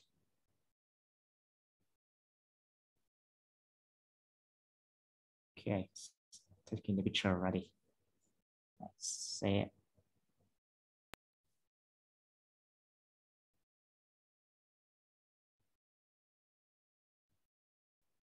Oh, this doesn't work. I think because I stop you know, the privacy of the Apple that I using stop me from sharing on Zoom. That's why. So sorry for that. That's fine. Okay. I also just received another question from Chang, and this is direct question. Can I read this for you? Yeah, sure. Okay. So she asked, do you think that parents can use this app to teach their children at home? I think for the parents, if they have a kid at home, they shouldn't use these platforms, because if they hide tutors, for example, for homeschooling, it could be make sense for them to do that. But if they are teaching their kids, I would suggest they could consider some other platform like Khan Academy for kids. So it's gonna be more, it will design for the parent to teach rather than ClassIn, because ClassIn is more likely to suitable for a tutoring center or like after school tutoring. For example, you are an English teacher, you're looking for a platform to teach English for your student after school, you can use ClassIn. But if you are parents, you want to teach your kids, no need to use ClassIn. You can use some apps like Khan Academy for Kids, or you can use Lingo Kit or Monkey Junior. Yeah. So those platforms gonna be designed for self-learning and kids friendly and kids savvy. So I think it will be more effective than ClassIn. Yeah. And this one is the screenshot of my student screen. This is the screenshot of my student screen. When I hand out a picture in previous question about coloring on their phone, they will see the user interface on their mobile phone, and then they can use different tools right here to draw a picture. So this is how it works for coloring question. Yeah. Okay, we have another question in the chat box. Which stage of teaching should we integrate those games? Which stage of teaching should we integrate those games? So stage of teaching could be generic terms. So I would like to say normally the gamifications can applicable for different types of student. You can apply gamification for kid or for adult is totally fine. It depends, but the mechanisms for each type of student could be different. For young learner, for kids, it should be cute. It could be place more. It requires more storytelling to encourage them to engage with the lesson. So in terms of the game design, we need to design the games which is like meet the requirement. It should be secure. It should be a symbol. Okay. Don't make it too complicated. Don't make it too complicated. Otherwise, the kids won't understand. So especially for online. So for kid teaching, You try to make it cute, make it simple, and have a appealing story to encourage the student to believe in the mission or the vision that they do. For example, like I mentioned, normally I use a consistent mascot, mascot or a virtual character, such as like you can use a Pokemon, you can use animes, you can use Doraemon, special, for example, and based on that you can make up a story. Okay, so for on ClassIn, I often use the consistent mascot. This is this lion. So I search lion mascot on the internet, and then I just use it over and over. Okay, so build it into like the partner companion for my student. So this lion will cooperate with like side by side with my student on learning and help my student learn better. This mascot, this lion, will be their friend, and the kid can help this lion by completing the activity. For example, right here, I have a story like, oh, today the lion is driving home. However, like the road was damaged. So Lee helps him to build the road by completing this question. So that's the answer of the story. I make up to encourage my student to participate, because the lion, their friend, needs their help, right? So you should help him because the lion is in trouble, and he is your friend. So that is for kids, anyhow we do. But for adult, like for university student, right? So it's more practical. So it should be for adult student, I have many practical reward. For example, I have plus point. I have plus point if they answer the question correctly. So have plus points, for example, after class. So the points will be added up into their GPA or the final score, and I also have like the certificate. So in order to validate their achievement, so in terms of the rewards, this is the difference in terms of like the rewards I gave to them. And also I can start with some more complicated process, such as like I have ranking, have levels, we will have a stackable challenge. Stackable challenge means like you complete challenge 1, you will see the challenge 2, and if you complete challenge 2, it will like merge 2 challenge into the final score. So something like that, or you need to complete challenge 1 in order to do challenge 2, for example. So in terms of the stage stitching, I think the one thing we need to remember from here is the target student that we serving, we teaching, what target student that we're teaching, and to design the proper games for kids. It should be simple. Don't make it complicated. Please don't make it complicated. Everyone loves simplicity. So make it simple, make it cute, and have an appealing story to encourage the student to take action. For adult student, that's more practical. So I should prepare practical reward. I can start with more challenging process, because for adult student, they need challenge, much more challenge, and make it they feel difficult to achieve, so that they will try harder. So that is my sharing. How often should we ask students to play games? Actually, we can do through. For me, when I teach, I use the games for every lesson that I have. So like for every lesson I teach, I often use those games.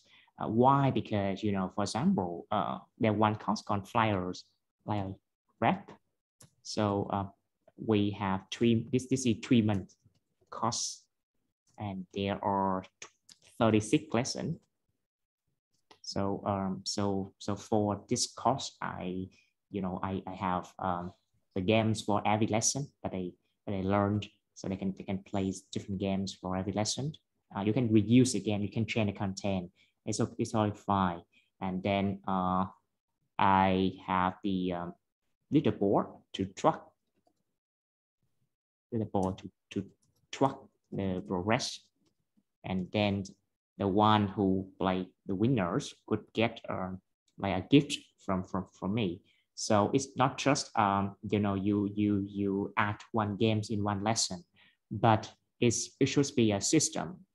It should be the whole system, like lesson 1, lesson 2, lesson 3, and then we summarize on the score. We calculate on the score for throughout 36 lessons in order to give the final result. So the student will be motivated to try hard for every lesson and for the whole course if they want to achieve the gift and unlock some new reward. So by doing that way, it's have the student to keep engaging. Okay, so please, that's the one thing when I'm talking about gamification is the system, right? That's one thing I'm talking about is the system. So we should have the system, the system gamification to, so here should have a system gamification to make it the games is not just fun, but also relevant to your learning outcome and sustainable. This means the student will keep try hard for every lesson. It's not just for one lesson. So that is my answer to over the question. How often should we ask students to play games? Yeah, if we have, we should start with lesson first, but we should have like the bigger vision about for the whole courses. Yeah, we have the final rewards for the task course to set the goal for this course. Okay, guys, let's try hard. Don't skip class. If you like participate 36 lessons, you will get like one score or one reward, for example. So we establish some rule like this, and so that they will try hard. They will be on time. It depends on the learning outcome that you want to achieve. So that is my sharing. Thank you. All right, thank you. Right now I can see Sương Hoang just raise her or his hand. Do you want to raise your voice up? Please unmute yourself.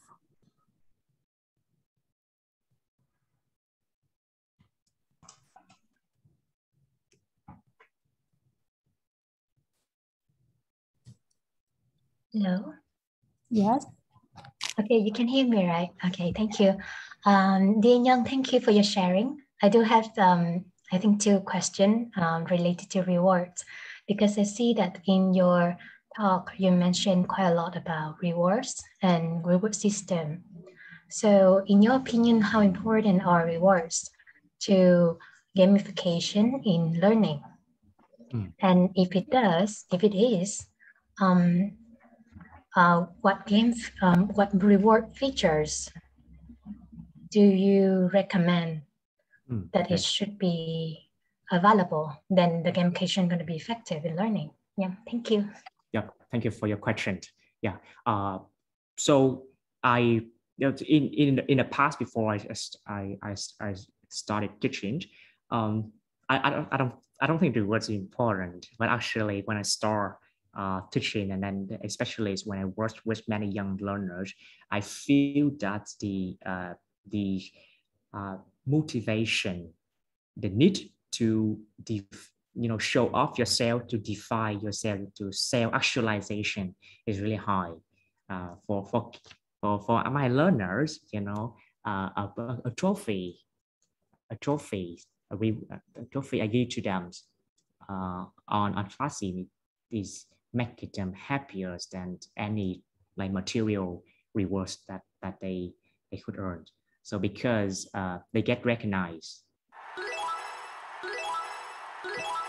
Because by doing this way, my student will get recognized, especially for many young learners. K-12 students, for example, when they are in stage as a teenager, they want to define themselves, they want to show off themselves, they want to be recognized. So the virtual rewards like a trophy or the badges or the certificate is okay. I have in many class, when I forgot to give my student one trophy, they get angry with me. So you can see it's not about money, right? It's not about any material, but it's about like the mental reward. It's about being recognized is important for the young learner, and this desire is also true for adult learners as well. For university students, they also have that demand to be recognized. So that's why we should have the reward system, because we want to play it fair and we want to be transparent. So it will have the rewards like ClassIn or Class Dojo do, will help the student to track everything, and also it's more transparent, and also it's motivate the student to try harder, because I know for example, I'm Wihar. I got one trophy only. My friends got 2 or 3. I will have the desire to be like them. So we try harder. It will reinforce the positive action. And when they answer correct question, when they raise a really good question, I can give them a trophy. And by that's what I will reinforce unconsciously this behavior, and establish the norm for my class. So yeah, for me, the trophy, no need in terms of material, no need to be toys, no need to be like some physical reward, but it could be mental. And I think for virtual reward is more valuable and feasible for teacher to store, because it shows them, okay, I'm getting rewards because I'm successful and complete something and was recognized. So for example, we are teacher, we know about like Microsoft or innovative educator, right? So when you join this program, when you complete the learning resources, you can earn the certificate that you are Microsoft Innovator Educator. And do you get any money from it? The answer is no. You don't get any money when you are the Microsoft Innovative Educator. However, you feel proud of yourself, right? And many teachers, they try hard to get this title. So that Microsoft didn't pay any money or any financial reward for them to achieve it. But being recognized, to me, is more effective and more sustainable. So that with that principle in mind, I think you can design the proper rewards for your class, depend on their age, depend on their need. But for me, being recognized is more important, especially for online learning. Yeah. All right, we still have one more question from Mai Anh. Yeah, sure. How can I use these games for group work and pair work in my online classes. Yeah. Nice. I think for when we design the group activity, I would like to share my own experience. The things right here is, you will design a group activity effectively. The first one is you need to encourage the collaboration. Okay, so how to do that? How to do that? It's the task you assign to them, need to ask them to collaborate to complete. It could be brainstorming.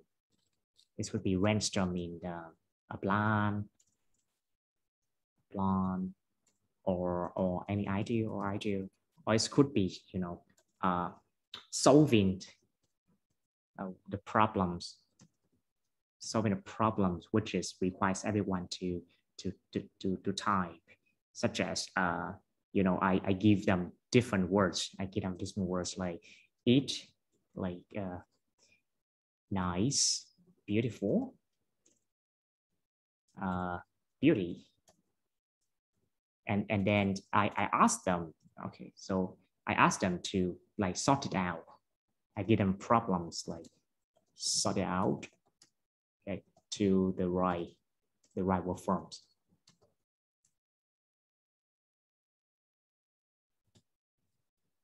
So I need to sort it into noun, adjective, or verb, right? So now they need to collaborate with each other, like because I give them many words. So I give them a lot of words that they need to collaborate with each other. Otherwise, they couldn't complete it on time. So that is the thing when I design the group activity. Of course, we can have pair words to practice speaking. It's obvious, but the best way to encourage the collaboration is give them the task they need to brainstorm it, or they need to like join hand to complete it together. So this one is one example in how I give them the group activity, or you can give them like jigsaw is a puzzle. So that they need to like drop and drop to make it into a right picture. So this one also like encourage the teamwork a lot. So yeah, for the group, not just I think the point is many people, many teachers just gathers the student together, and that's it. I think this doesn't work because just one or two students they actually do the task. For the other, they just sit there and wait until the time is over. So I refer something in terms of like encourage on the student to participate into the activity. Otherwise, they couldn't get. Sorry for my wrong, my like typos. Okay, this is a jigsaw puzzle. So this is something like that. You can do it online because there's some system, there's some system or software like book widgets. They also support you to create a puzzle like this. Okay, so again, in short, the task activity you need to carefully design to encourage the collaboration, because I think it's not about right or wrong, but about the choice, the happiness when everyone work together, and no matter that you successful or fail, you still feel happy because you already work together. So that is make the group activities more meaningful. So the first one is encourage the collaboration. The second one is the presentation. How so normally on the current solution, when they group together, the way to present their discussion is not really convenient. So that's the second one that I think when we design a group activity is thinking about how my student will present their result. So for example, you need to provide the worksheet so that they can type in, they can, or you need to give a careful instruction before you start the breakout rooms, how they will present their discussion. Because I witnessed many cases when you just randomly ask the student into different groups, and then when they finish discussion, they got nothing, and they cannot share their discussion.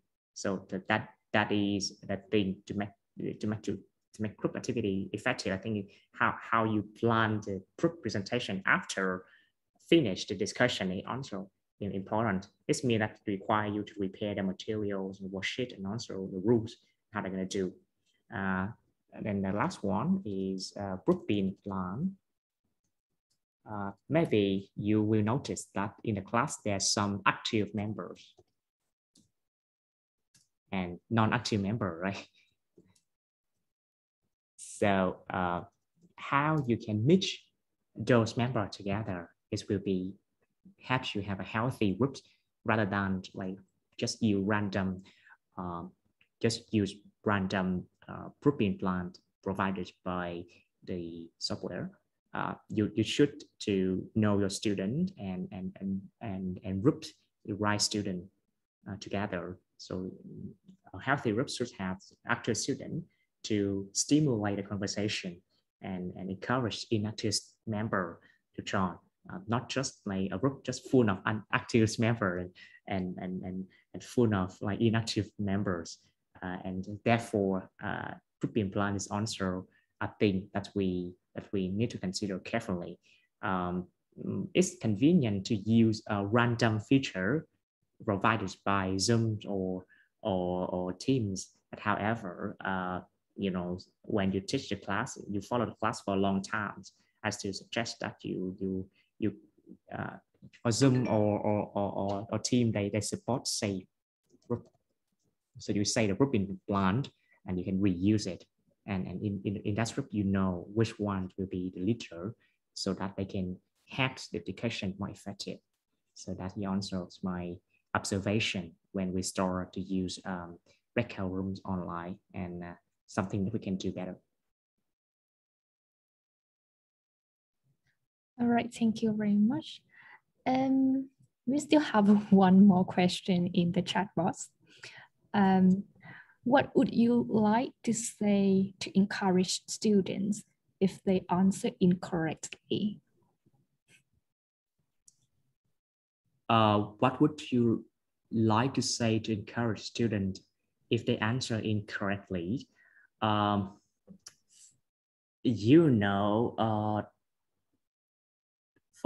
I used to have an interesting story to tell. It is when I start the test, and I start a test for my student, and then there are four pictures. And the student needs to pick. The student needs to pick one else, like the one picture which is different from other three pictures. Could be say maybe other two pictures is fruit and this picture is animal, for example. So I did a test, and then the correct answer obviously is C, but then the student to A, and then normally I would say, oh, you're wrong, the answer should be C, But then he explained to me why he thinks A is correct, and it totally makes sense to me. So the point right here is, I refer, and we can refer listening to the explanation of the student, because their perspective sometimes really are different and make sense as well. So that's why even though when we give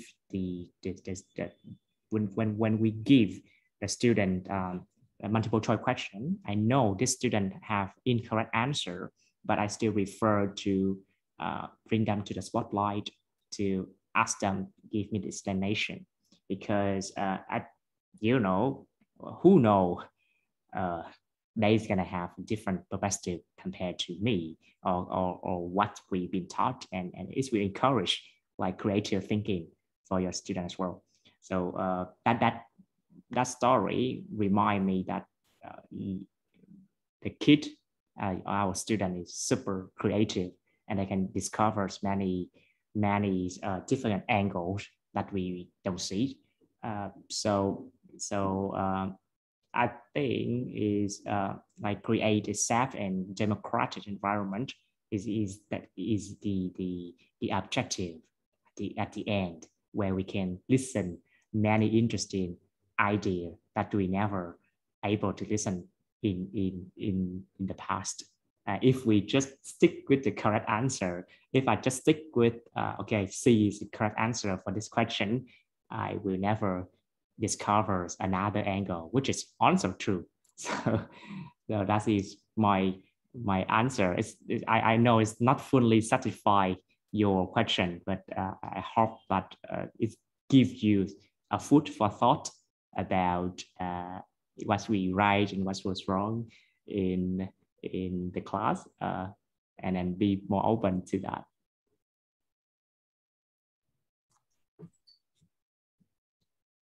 Okay. All right. I think the time is up.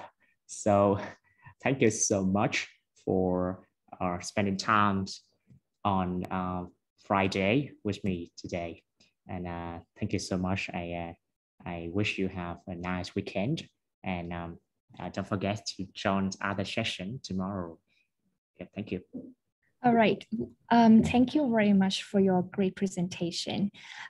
Due to the limited time, we cannot include all of the questions in the Q&A sessions. So you can email the presenters directly later on. On behalf of VIC 2021, we wish you all the best with the productive day and meaningful rest of our virtual convention. Thank you very much and goodbye. Thank you.